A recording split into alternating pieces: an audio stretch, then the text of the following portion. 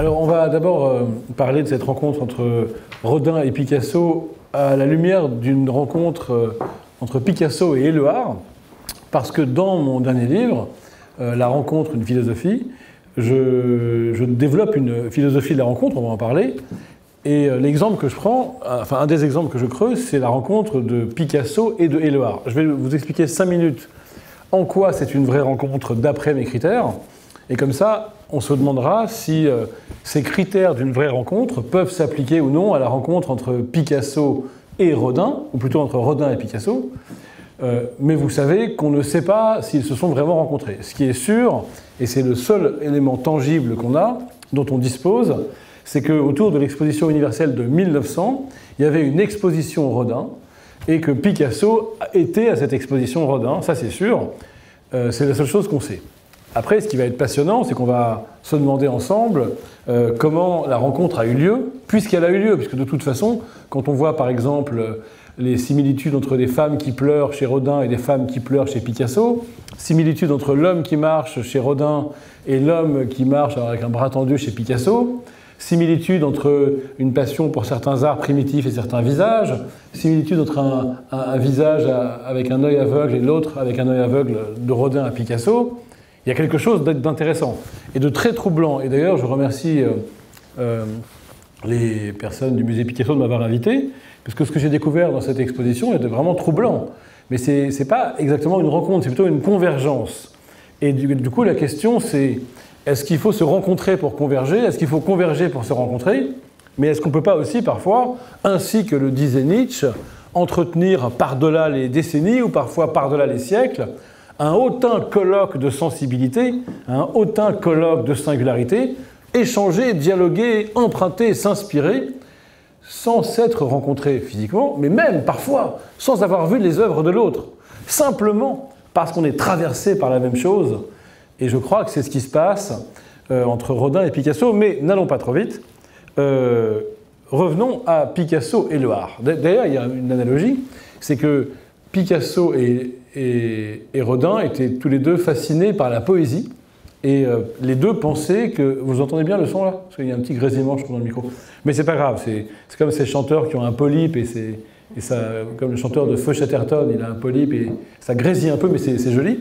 Et donc, Rodin et Picasso partageaient une admiration pour la poésie, et ils auraient tous les deux voulu être poètes, et n'ont pas réussi à l'être. Et justement, c'est ça qui se joue dans la rencontre dont je parle dans mon livre entre Picasso et Éluard, c'est que Picasso, l'ogre, Picasso tout-puissant, d'ailleurs on voit bien dans les convergences avec Rodin le rapport au minotaure, à la sensualité, à la puissance du masculin, comme ça, cet ogre-là n'était pas du genre à se sentir tout petit par rapport aux autres.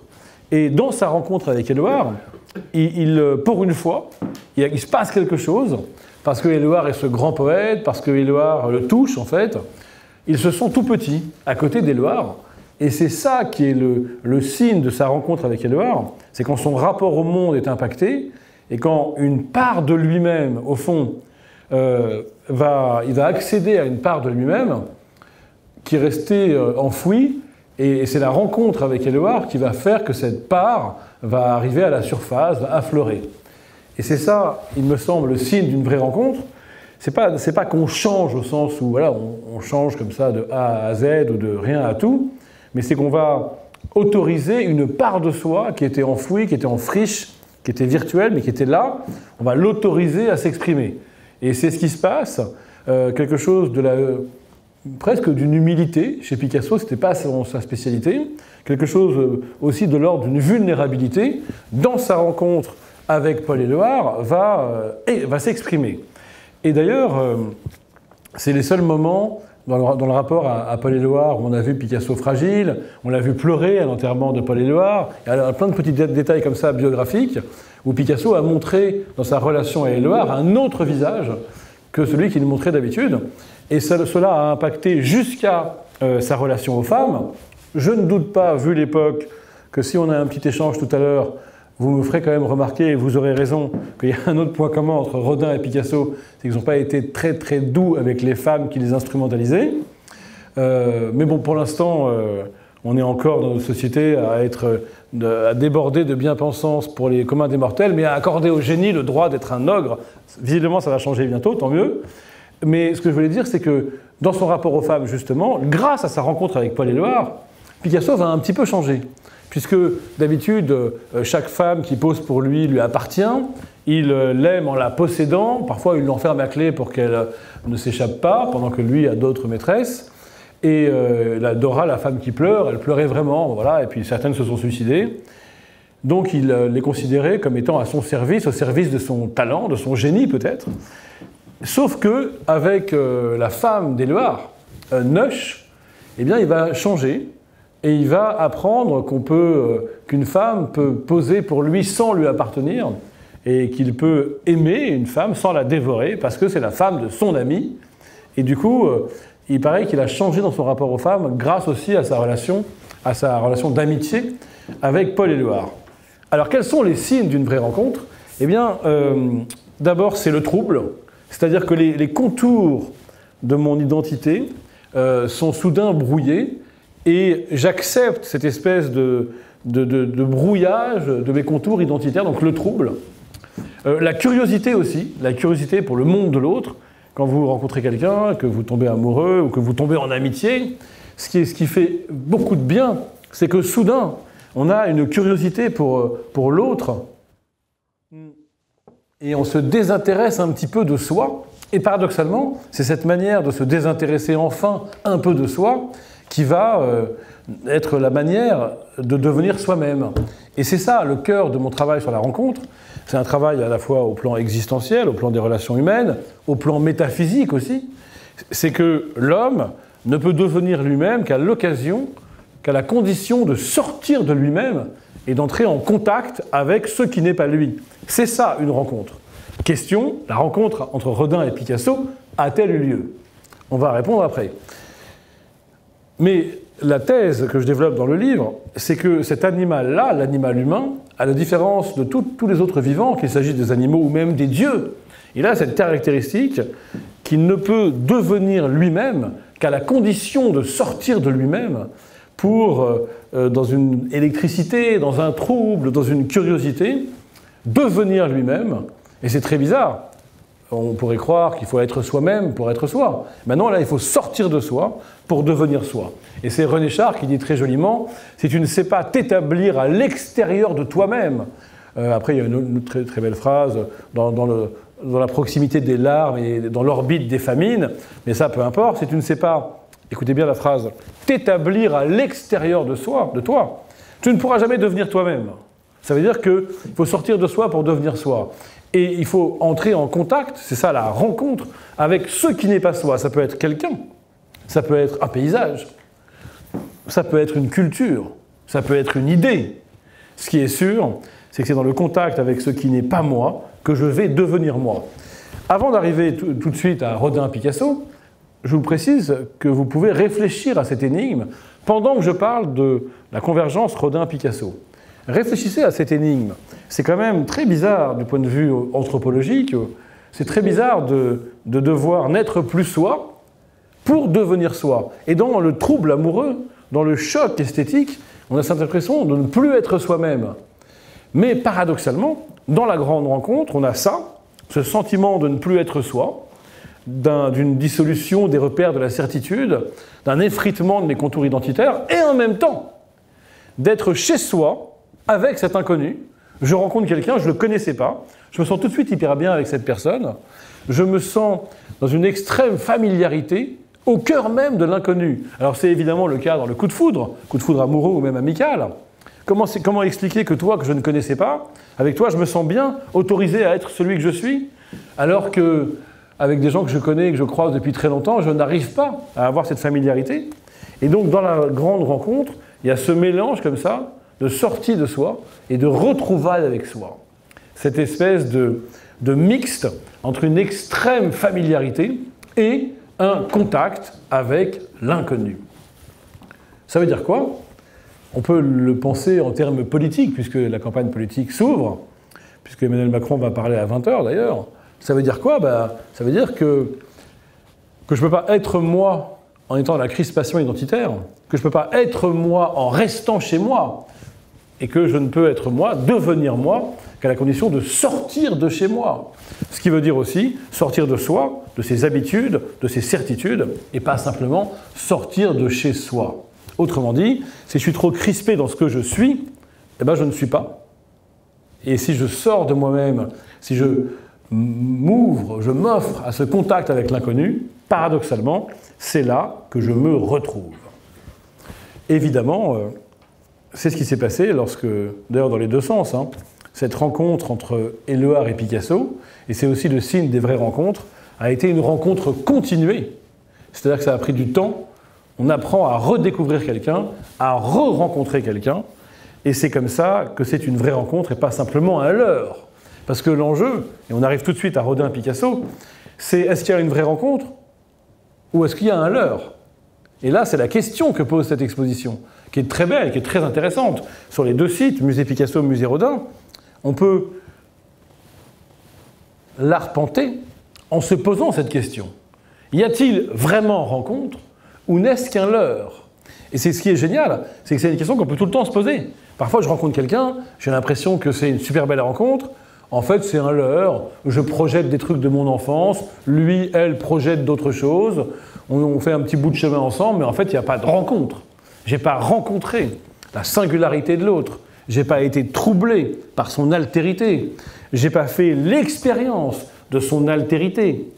Alain Badiou dit très joliment, il faut une vie entière pour faire le tour de la différence de l'autre.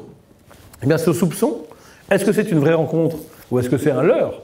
Par exemple, pour la plupart des psychanalystes, quand on croit avoir rencontré quelqu'un, on est dans un leurre. On projette les traits de sa mère, on rejoue une scène de l'enfance. Il y a toutes ces scènes de leurre. Eh bien là, ce que je trouve intéressant, c'est qu'il me semble que, alors même que Rodin et Picasso, peut-être, ne se sont jamais rencontrés physiquement, leur rencontre n'est pas un leurre, elle est réelle. Elle est même réelle au sens de mon livre d'une re-rencontre, parce qu'on va s'apercevoir de convergences qui sont dans toute la vie de Picasso, et à plein de moments.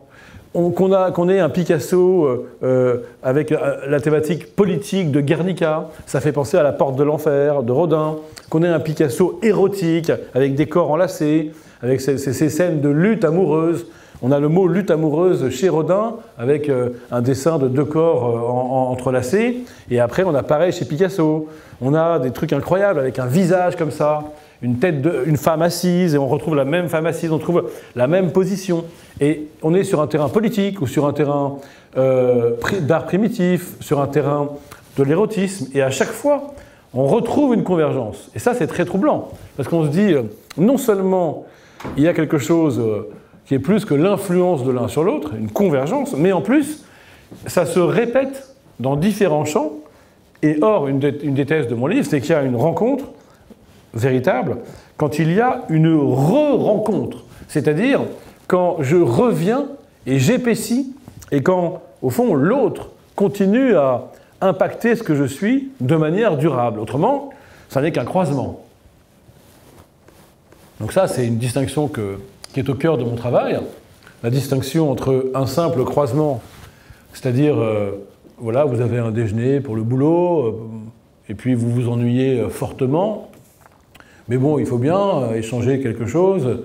Et puis, pour écourter, vous dites « j'ai été très heureux de vous rencontrer » et vous vous cassez.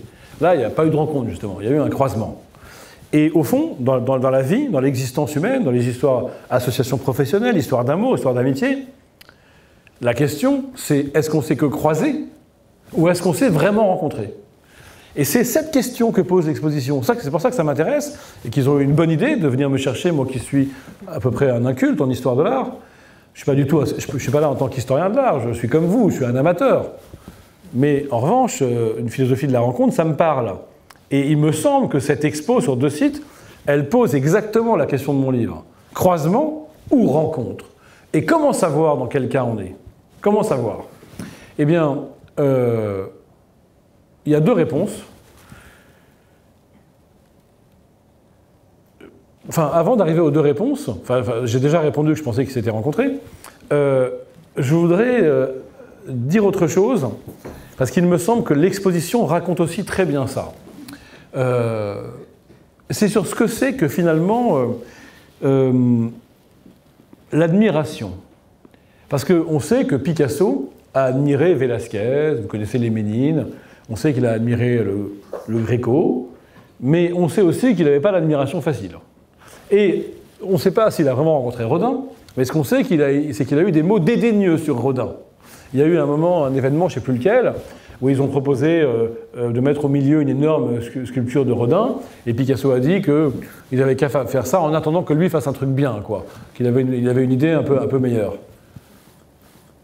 Mais je crois que la véritable admiration, elle peut s'accommoder d'un peu de dédain formulé, voilà. Et je pense qu'il y avait une admiration en fait de Picasso pour Rodin. Et on va essayer de voir ce que ça veut dire admiration justement. Mais il y a quand même quelques signes quand on voit l'expo assez clairs. Il y a vraiment des emprunts. Je pense qu'il y a vraiment des clins d'œil. Il y a des choses que Picasso a vues. Et ça là, à mon avis, ça a révélé en lui quelque chose qui, pour nous, est vraiment Picasso. Il me semble, par exemple, que dans le délire expressionniste, la manière de tordre les traits pour finalement, même jusqu'au cubisme, exprimer quelque chose de déformé, mais qui est la vérité de la perception, eh bien, il n'est pas impossible que Picasso ait eu cette révélation en regardant les travaux de Rodin.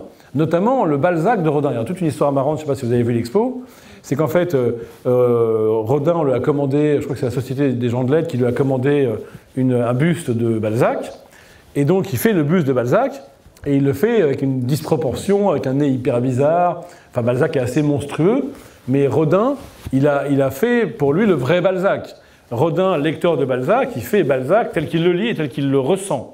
Donc un Balzac, c'est de l'expressionnisme en fait, un Balzac qui n'est pas figuratif au sens où ça représente comment il était, mais qui exprime la vérité de Balzac. Et ensuite, plus tard, Picasso illustrera le Père Goriot de Balzac, et dans ces illustrations, on voit clairement qu'il dessine Balzac comme il a été sculpté par Rodin. C'est impossible qu'il le dessine pareillement par hasard. Il n'y a aucune raison. Et donc, c'est comme s'il y avait eu une admiration quand même de Picasso pour Rodin. D'ailleurs, il y a aussi un autre petit indice, c'est que dans l'atelier de Picasso, on parlera après, dans les convergences, il y a cet art d'atelier, cette plongée comme ça dans un atelier comme un laboratoire, où on voit bien que c'est deux hommes qui se pensent comme des expérimentateurs. Il y a l'atelier de Meudon de Rodin et l'atelier de Boigelot de Picasso. Et c'est ce que j'ai trouvé, une des choses que j'ai trouvé les plus réussies dans l'expo ici, c'est cette comparaison des deux ateliers, comment l'un nous parle de l'autre. Mais bon, bref, ce que je voulais dire, c'est que dans l'atelier de Picasso, il y a au mur le penseur de Rodin, par exemple.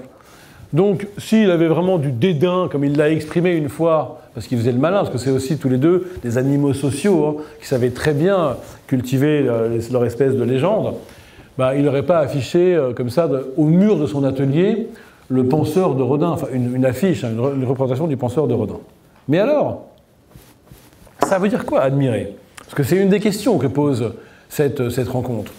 Et je trouve que la réponse de Nietzsche est assez éclairante. Et on a du mal à comprendre ce que c'est que l'admiration aujourd'hui, parce que aujourd'hui, à l'époque de l'ironie, des réseaux sociaux, des followers, on a l'impression qu'admirer, c'est être un fan, quoi, être un follower. Et en fait, on oublie le véritable ressort de l'admiration. C'est que, comme le disait très bien Nietzsche, c'est Nietzsche aussi qui parlait dans l'histoire de la pensée d'un hautain colloque de sensibilité, et ça va être ça ma thèse aujourd'hui, c'est que de toute façon, ils se parlent. Ils se rencontrent, ils dialoguent, même s'ils ne se sont pas rencontrés. C'est évident. Mais Nietzsche disait qu'admirer l'autre, ça veut dire toujours admirer sa singularité. C'est-à-dire admirer la manière dont l'autre, malgré la norme, la pesanteur sociale, le conformisme, a réussi à développer son étoile singulière. Eh bien, comment je fais moi ? Ça, c'est une question que pose Nietzsche, une question que pose Freud au même moment, en gros, dans le malaise de la civilisation. Une question que posait déjà Aristote. Comment je fais, moi, pour devenir moi-même, exprimer ma singularité dans un monde de conformisme, de pesanteur, de normes? Eh bien, je risque fort de croire la chose impossible. Parce qu'il y a trop de normes, il y a trop de on, il y a trop de pression. Il y a trop de... On me demande trop de rentrer dans le rang. Mais alors, si j'admire une personne qui a réussi à exprimer cette singularité, malgré les pesanteurs sociales, les conformismes, le poids du on et de la norme, alors je me remplis de la possibilité de devenir moi-même singulier. Parce que je me dis, c'est possible. Comprenez? C'est possible puisqu'il l'a fait. Et bien j'ai l'impression qu'il y a eu quelque chose de cet ordre qui peut-être, alors j'en sais rien, j'invente, hein, c'est de la fiction. Ce qui est sûr, c'est que Picasso a vu l'exposition Rodin en 1900, mais moi je sens, avec mon intuition d'amateur, que dans ces années-là, évidemment Picasso sentait déjà qu'il allait être Picasso, mais il était quand même jeune, il a vu en Rodin quelque chose qui l'a autorisé à croire en cette étoile-là, à se dire, voilà, moi aussi, je peux réinventer les formes, déchirer le réel, parce que c'est un autre point commun important entre les deux, c'est que le réel est tiré, il est déchiré, c'est pas le réel qui a le dernier mot. Il y a plein d'artistes, d'écrivains, de peintres, naturalistes. Rodin a été naturaliste, mais après, il s'est arraché à ce naturalisme pour devenir expressionniste, on pourrait dire. Eh bien, il y a plein d'artistes, de poètes par exemple, ou de peintres, de sculpteurs qui disent, voilà, le réel, moi je suis une caisse d'enregistrement du réel comme il est. Et au fond, je veux donner à voir le réel, c'est le réel qui a le dernier mot. Ben non, là non, c'est le réel tel qu'il est ressenti, c'est le réel tel qu'il éclate dans une perception, et dans une perception complètement, dans une acuité folle de perception. Donc il y a différents champs comme ça, où il me semble que c'est plus qu'une convergence. C'est probablement une sorte de choc que Picasso a eu devant Rodin. Mais ça ne m'étonnerait pas, en tout cas c'est ma thèse, que ce choc, il n'ait lui-même pas voulu l'admettre. Et que c'est pour ça qu'il a des phrases dédaigneuses sur Rodin, alors que pendant ce temps, ça le travaille. Parce que les convergences, franchement, autrement on ne peut pas les expliquer. Mais je reviens sur l'admiration et après je détaille les convergences qui vont faire résonner ce que vous avez vu dans l'expo. C'est que du coup, Nietzsche dit, moi je ne peux pas admirer quelqu'un qui ne soit pas un exemplaire unique de l'humanité.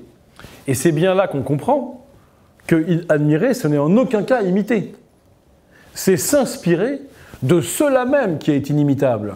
Eh bien, il y a des passerelles comme ça dans l'histoire de l'art, ou dans l'histoire de la pensée, et c'est pas qu'on copie pour apprendre, c'est qu'on copie la manière dont l'autre est impossible à copier, et du coup, on devient singulier. On exprime sa singularité au moment de l'impossible imitation, parce que ce qui m'a fait, ce que j'admire chez l'autre, c'est sa singularité. Voilà, on peut respecter tout le monde. Tout le monde est digne de respect. Mais seules les singularités qui sont allées au bout d'elles-mêmes sont dignes d'admiration. Eh bien, quand j'admire une singularité, je me remplis de la possibilité de devenir moi-même singulier. Donc, évidemment, je ne vais pas être dans une pure logique d'imitation. Et là, on va avoir tout un travail sur... à mon avis, c'est ça que ça dit. Si on prend les exemples concrets, vous avez par exemple, Rodin, un homme au nez cassé. Et puis chez Picasso, vous avez une tête de picador au nez cassé. Alors vous allez regarder les deux, l'expo est faite pour ça. Et là, vous allez vous poser la question, est-ce qu'ils ont été traversés par le même monde ? D'abord, pas vraiment, il y a quand même 50 ans, 30 ans d'écart, donc c'est pas vraiment les mêmes événements politiques, ou c'est pas ça l'explication. Mais qu'est-ce que ça veut dire ? Parce que parfois, on dirait carrément un emprunt. Et puis parfois, dans d'autres cas, l'exposition montre très bien ça, on n'est pas sûr du tout qu'il y ait une convergence, c'est juste une proposition qui nous est faite à nous, avec notre sensibilité, de nous interroger sur le télescopage. Mais je ne parle pas de ces cas-là. Je ne parle pas des cas où il y a des tentatives qui ont été proposées ici, ou au musée Rodin, de les mettre à côté et de voir ce que ça fait. Je ne parle pas de ça. On ne parle pas de ça, là.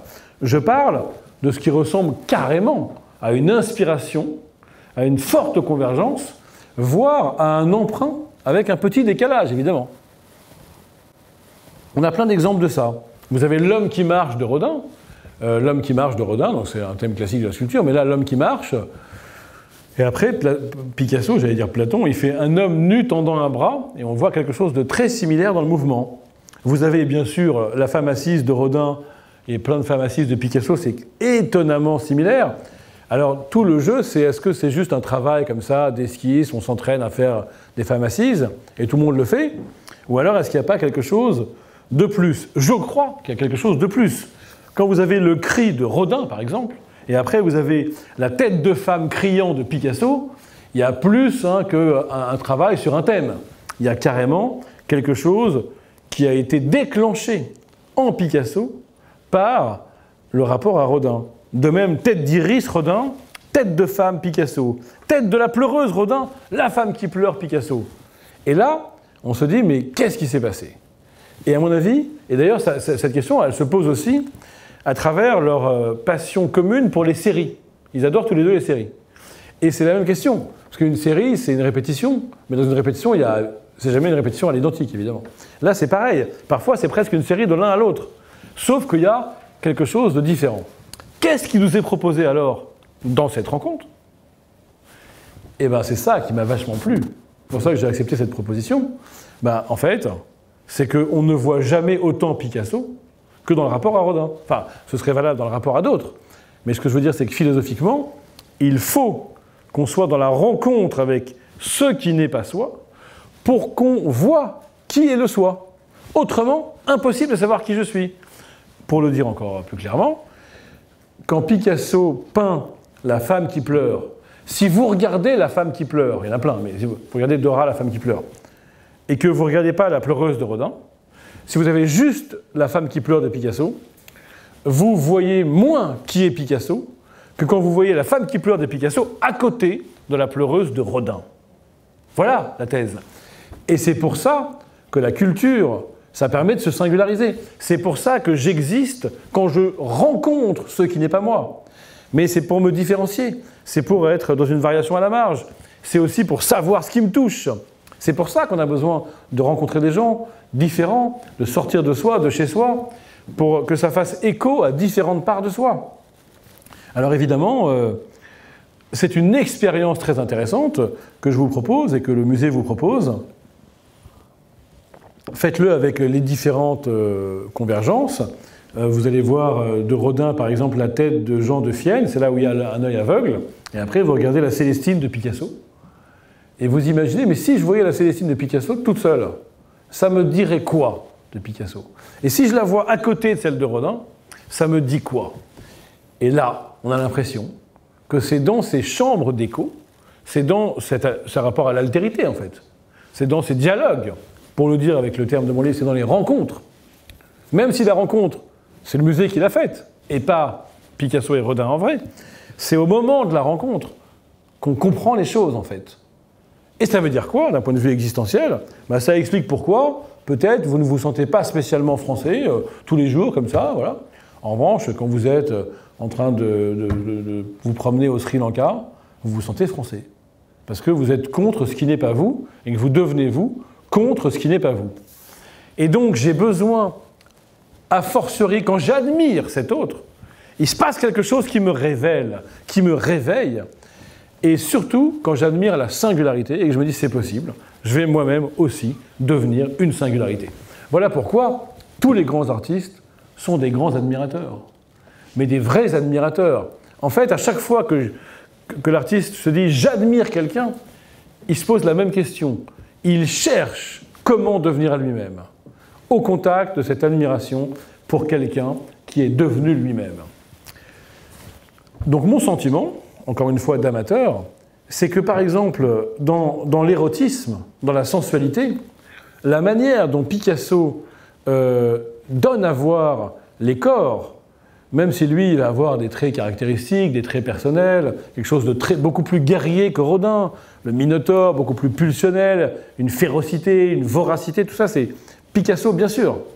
Mais moi, il me semble que quand il représente des femmes nues dans la nature, des femmes qui se caressent, des amours saphiques, des femmes qui s'aiment, il y a dans ces luttes amoureuses qu'il donne à voir, j'ai quand même l'impression qu'il y a quelque chose qui s'est ouvert quand il a vu Rodin, quand il a vu ce que faisait Rodin.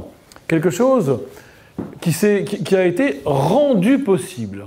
Eh bien, figurez-vous que dans les différents signes de la rencontre, il y a, j'ai évoqué tout à l'heure le trouble, j'accepte de n'être pas celui que je suis, il y a la curiosité pour le monde de l'autre, il y a le sentiment étrange d'une familiarité, mais il y a aussi se sentir autorisé à y aller. Vous voyez ce que je veux dire? Ça vous est jamais arrivé, ça? Vous hésitez à faire quelque chose, et c'est la rencontre de quelqu'un qui vous autorise à y aller, qui vous dit « ok, je me lance ». Bien peut-être que voilà, c'est ce qui s'est passé aussi avec Picasso et Rodin. Il y a un moment, il y avait des choses qui étaient possibles, mais dans l'admiration pour ce qu'il a vu de Rodin, notamment dans cette exposition en 1900, eh ben, il a eu envie d'y aller. Et c'est ça, un artiste, c'est quelqu'un qui cherche toujours, partout, l'élan, l'inspiration. Autre chose où il me semble que c'est plus qu'une convergence hasardeuse, mais où j'ai l'impression que, en rencontrant l'art de Rodin, Picasso s'est rencontré lui-même, c'est dans la... Ça, vous avez vu l'expo, tout le monde? Non, c'est bizarre, du coup. Mais je vais vous le décrire. De toute façon, vous connaissez les deux.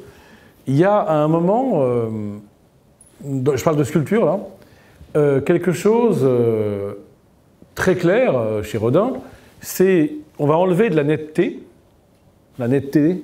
pour faire surgir la vérité de la forme. Vérité de la forme qui surgirait moins si c'était net. Comme une sorte de flou qui fait qu'on voit plus la vérité de la forme et pas la précision. Eh bien ça, j'ai quand même l'impression que c'est un point commun entre les deux. C'est des artistes qui ne finissent pas, vous voyez. C'est de l'inachèvement tout le temps. C'est pas du tout comme certains artistes qui finissent. Léonard de Vinci mettait 7 ans à faire un tableau. On voit bien, quand on voit la représentation de leurs ateliers, c'est qu'ils ont en point commun, en tout cas en ligne de convergence, cette passion comme ça de l'inachèvement. Hein. Pour eux, d'ailleurs, il y a des déclarations des deux dans ce sens, finir c'est médiocre, c'est minable. On n'est pas en train de rendre un rapport dans une entreprise, quoi. On ne finit pas. On est en train de chercher le jaillissement, le désir, la puissance, la nouveauté de la forme. Et il n'y a pas de fin, il n'y a pas d'achèvement. Et en tout cas, énorme similitude entre les deux. Autre similitude, convergence pour le coup, mais maintenant je vous ai posé les cadres conceptuels, vous vous demandez croisement ou rencontre, ma réponse c'est rencontre, c'est que quand on regarde leurs ateliers, on comprend que c'est d'une logique d'expérimentateur. Or, ça n'a pas toujours été comme ça, la peinture et la sculpture. Donc Picasso, il va être un expérimentateur de forme, il ne va jamais s'arrêter d'expérimenter.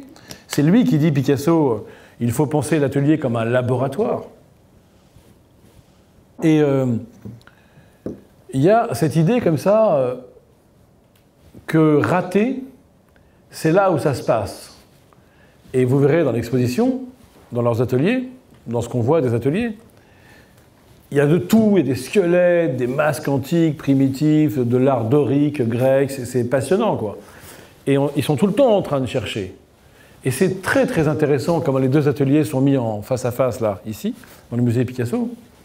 Et on voit toute cette idée comme ça de l'élaboration progressive d'un tâtonnement, et toute cette idée, au fond, que j'ai développée dans un autre livre, Les Vertus de l'échec, qui est propre à l'inventivité scientifique et à l'inventivité artistique, c'est qu'évidemment, la plupart des choses, on les trouve en ratant, en n'atteignant pas ce qu'on voulait atteindre, en n'étant pas tellement au courant de ce qu'on veut atteindre, en étant dans le processus, comme ça, les mains dedans, et en étant tout le temps en train de se rectifier, tout le temps en train d'ajouter, d'enlever.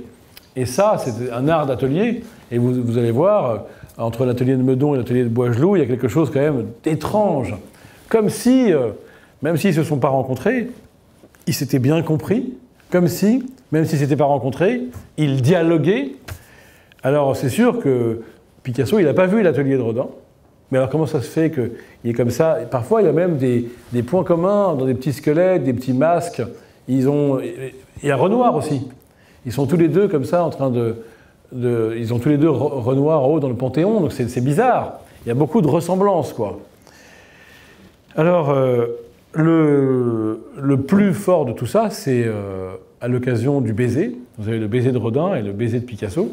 Donc là, toute la thèse que je développe, à savoir que, évidemment, je deviens moi-même dans ma singularité en n'imitant pas, mais en m'inspirant, et en m'inspirant de la manière dont l'autre est inimitable, moi, j'exprime la manière dont moi, je suis inimitable.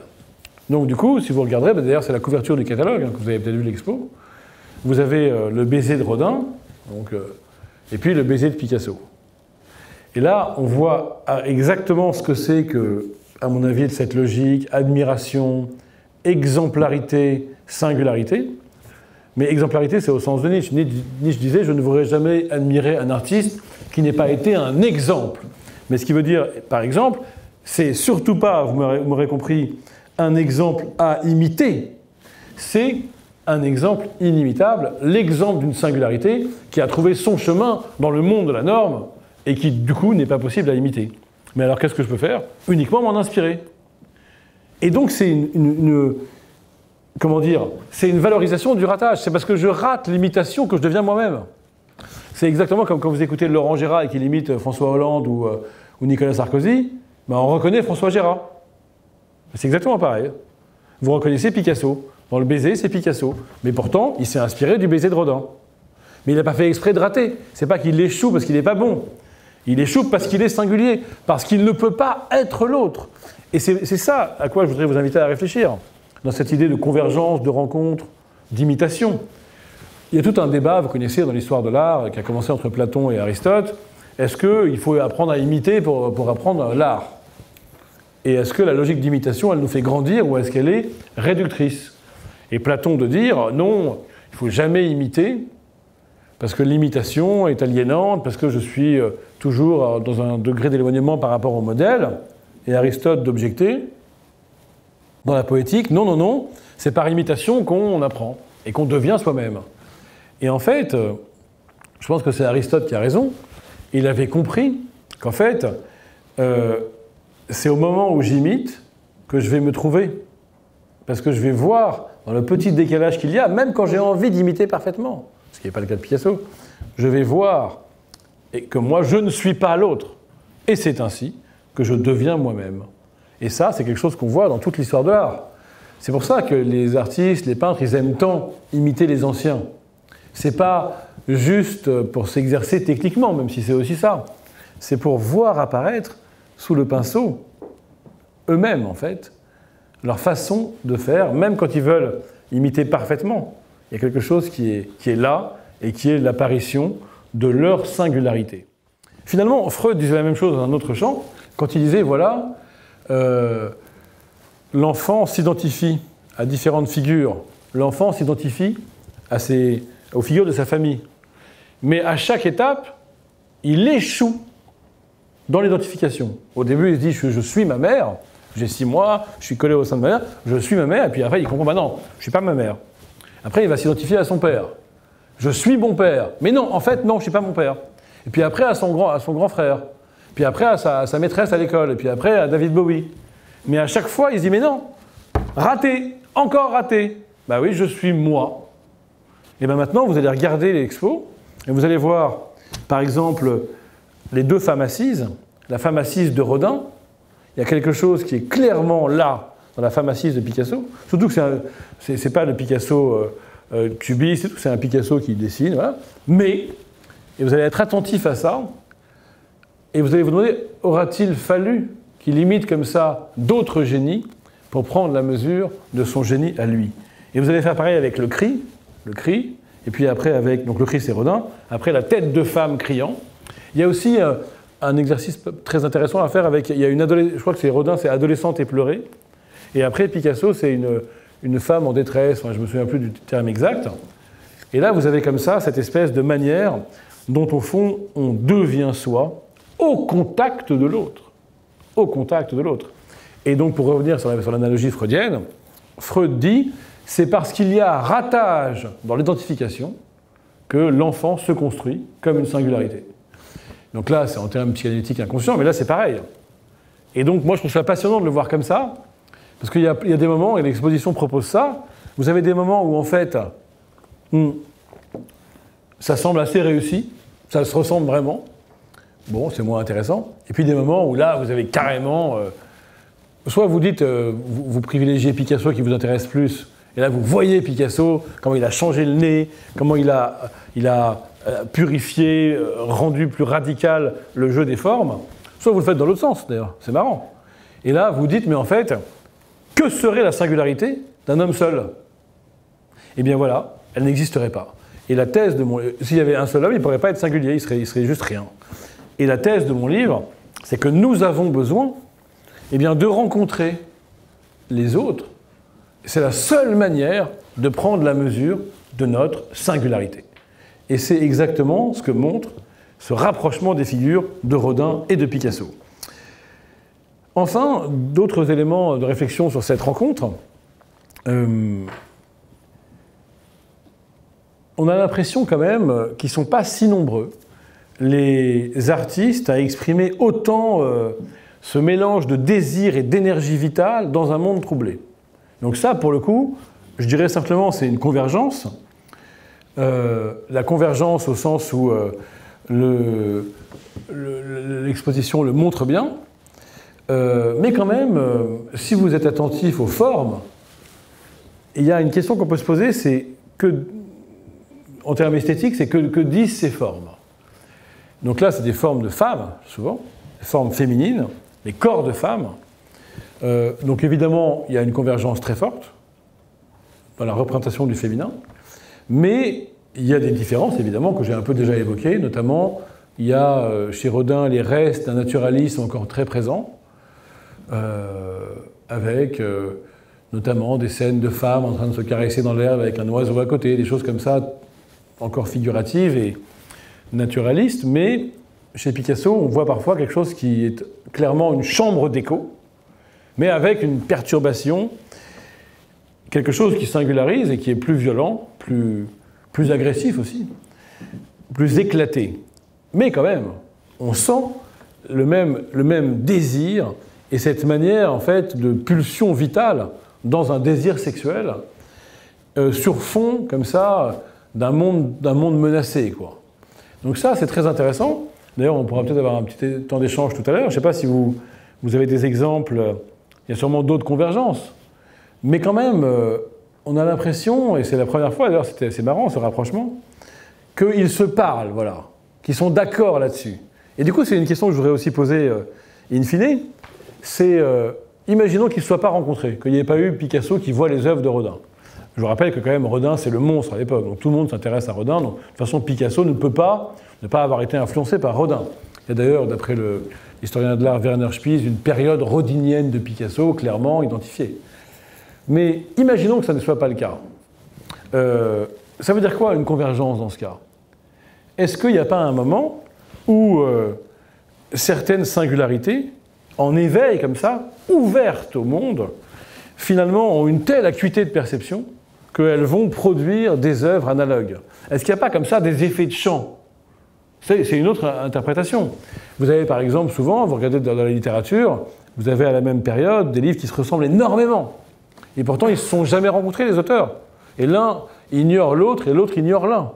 Mais quand même, parfois, il y a même on a l'impression qu'il y a un plagiat, qu'il y a un emprunt. Or, il n'y en a pas. Donc ça veut dire quoi? Est-ce qu'on peut se rencontrer comme ça, ailleurs? Se rencontrer, je ne sais pas. Est-ce que cette convergence n'indique pas que, voilà, il y a des individus, leur rapport au corps, leur rapport à l'histoire, leur rapport aux femmes, fait qu'en fait, ils se rencontrent. Ils sont comme des frères, quoi, avec des petites différences. Et aussi, la question qui est posée, c'est, ce sont des petites différences, mais c'est dans les petites différences que nous nous singularisons. Et ça, c'est toute la dialectique de la répétition et des petites différences qui sont le lieu de la singularité. Et étrangement, cette question qui est posée entre les deux, notamment quand ça se ressemble vraiment, elle est aussi posée par les deux dans leur série. Les deux adorent les séries. Ils ne font pas tout ça, les peintres. Hein. Il y a plein de séries de pieds, de mains, de coudes. Ils font plein de séries comme ça. Et donc, passionnant, dans une série, vous voyez une répétition. Et en fait, cette répétition est l'occasion de saisir ce qui change. Et en fait, ce qui change marginalement, en fait, change énormément. Du coup, on s'aperçoit qu'en fait, nous, les humains, on se singularise dans une logique de, somme toute, de petites différences, mais ce sont des petites différences qui font des grandes différences. Et c'est exactement ce qu'on voit, et à la fois entre Picasso et Rodin, et en même temps, au niveau des petites séries, quand on voit comme ça la manière dont ils adorent finalement cette espèce d'entraînement, et on sent aussi que dans la répétition, il y a... On cherche la sortie de la répétition, vous voyez ? On répète, et on cherche la sortie de la répétition, pour que quelque chose advienne, pour que quelque chose jaillisse. La conclusion de tout ça, c'est que j'ai l'impression qu'ils, je dirais plus que rencontrent ou convergent, qu'ils dialoguent.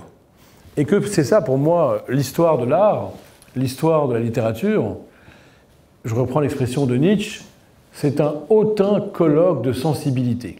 Ça veut dire que quoi? Que quand on est capable de s'extraire des conformismes sociaux, des pesanteurs sociales, eh bien, on est assez peu nombreux, et du coup, on parle entre nous. Alors, je peux parler à quelqu'un qui était il y a 25 siècles, ou il y a un siècle, dans un autre pays. En fait, on est ensemble, on est frères dans ce combat pour l'arrachement au conformisme social et pour devenir des singularités. Et c'est exactement, finalement, la question qui est posée là. Est-ce qu'ils se sont rencontrés? Qu'est-ce que c'est que cette possibilité d'une rencontre? C'est exactement la même question que pose Nietzsche en disant, voilà, on a l'impression quand même que tel auteur a rencontré tel grec que Héraclite a rencontré, enfin là Nietzsche parle de lui, mais ils ne sont pas rencontrés, Héraclite et Nietzsche. Et donc c'est aussi l'idée d'être traversé comme ça par des préoccupations élevées qui au fond, en fait, font qu'on dialogue. Et Nietzsche disait par exemple qu'on est comme ça influencé par des choses qui nous traversent, pour peu qu'on ne soit pas soumis à une espèce d'habitude, en fait, d'habitude tout simplement, et de conformisme. Nietzsche disait par exemple, les Grecs ont tout inventé. Ils ont tout inventé. Enfin, ils ont inventé plein de choses.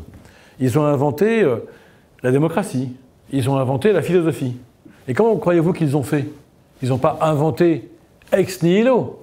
Nietzsche dit, ils se sont laissés traverser par plein d'influences qu'il y avait dans le monde à cette époque. Et à partir de ces influences, ils ont fait quelque chose d'unique, d'original et de singulier. C'est aussi un enseignement de cette rencontre. Évidemment que Picasso, c'est un corps traversé d'influences. C'est une vie traversée d'influences. C'est pour ça que c'est si important, la curiosité, vous voyez. Mais il n'est jamais autant devenu Picasso qu'au moment où il s'est laissé traverser par autre chose que lui. Eh bien voilà, c'est ce qu'on comprend dans cette rencontre qui n'a peut-être pas eu lieu. C'est que la seule manière, la vraie manière de devenir pleinement soi, c'est de se laisser traverser par ce qui n'est pas soi. Je conclurai avec un petit sentiment personnel. Moi, je soupçonne Picasso d'être un peu de mauvaise foi, un peu malhonnête, d'avoir eu un choc hallucinant devant la puissance sensuelle du Rodin qui est à la fois figuratif et déjà expressionniste, qui se laisse...